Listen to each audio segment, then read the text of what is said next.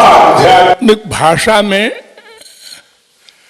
जिसको संत, महात्मा, महापुरुष कहते हैं और जो मन के आइडियाज शुद्ध करने के लिए भगवत भक्ति आदि का उपदेश देते हैं, ऐसे ही भौतिक जगत में भौतिक शरीर के स्वस्थ रहने के लिए आध्यात्मिक डॉक्टरों की तरह ये भौतिक डॉक्टर भी होते हैं।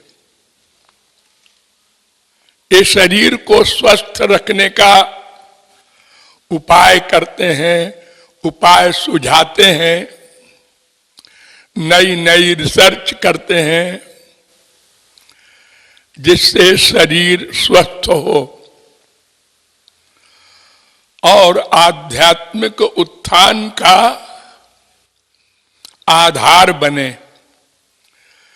तनु बिनु भजन वेद नहीं बरना, शरीर से ही आध्यात्मिक साधना भक्ति आदि होती है और शरीर स्वस्थ रखने के लिए इसके मर्मज्ञ डॉक्टर कहलाते हैं। और जैसे आध्यात्मिक डॉक्टर अर्थात संतों की, महापुरुषों की शरणागति से उनके पूर्ण आदेश के पालन से आध्यात्मिक उन्नति होती है, ऐसे ही भौतिक डॉक्टरों के आदेश के अनुसार खान पान, दवा आदि के सेवन से शरीर स्वस्थ होता है।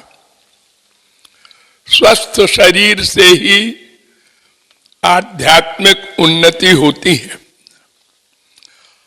और दो प्रकार का ये उत्थान होता है, एक अपना जिसको हम स्वार्थ कहते हैं और एक परोपकार। तो संत जो आध्यात्मिक होते हैं उनका तो केवल परोपकार ही लक्ष्य है, अपना उपकार तो हो चुका। लेकिन भौतिक डॉक्टर को अपना उत्थान भी करना पड़ता है, अपना शरीर भी स्वस्थ रहे और दूसरों का उपकार भी करना पड़ता है। तो इसलिए डबल परिश्रम है। वे लोग बड़े वीर हैं, बहादुर हैं जो डबल परिश्रम करते हैं। और ऐसे लोगों को ही भागवत में कहा गया है भूरिदा जना, ये बहुत बड़े दानी हैं। कोई अरबपति धर्मशाला बनवा दे या भूखे को खाना दे दे, ये साधारण उपकार है, टेम्परेरी है।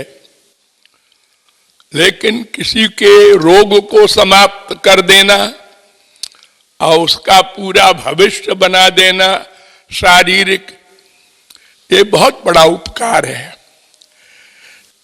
इस उपकार के करने के साथ साथ हर डॉक्टर को ये ध्यान रखना चाहिए कि हमारे द्वारा कोई अकल्याण न हो जाए।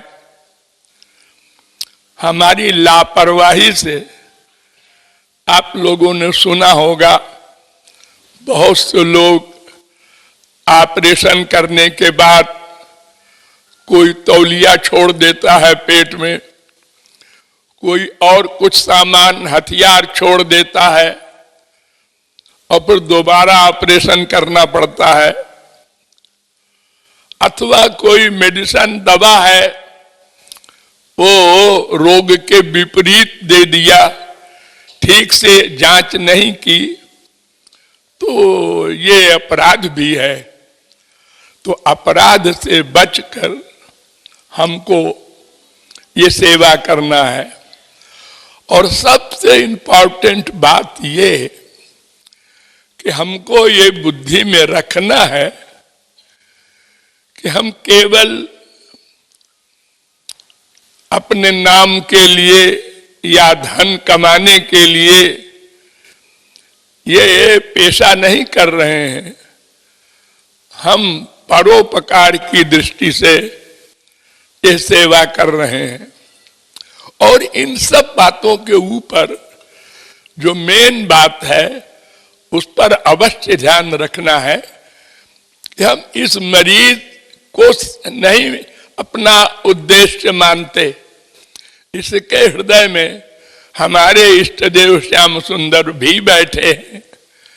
ये भावना बनाकर प्रत्येक मरीज का निदान करना, उसका इलाज करना चाहिए।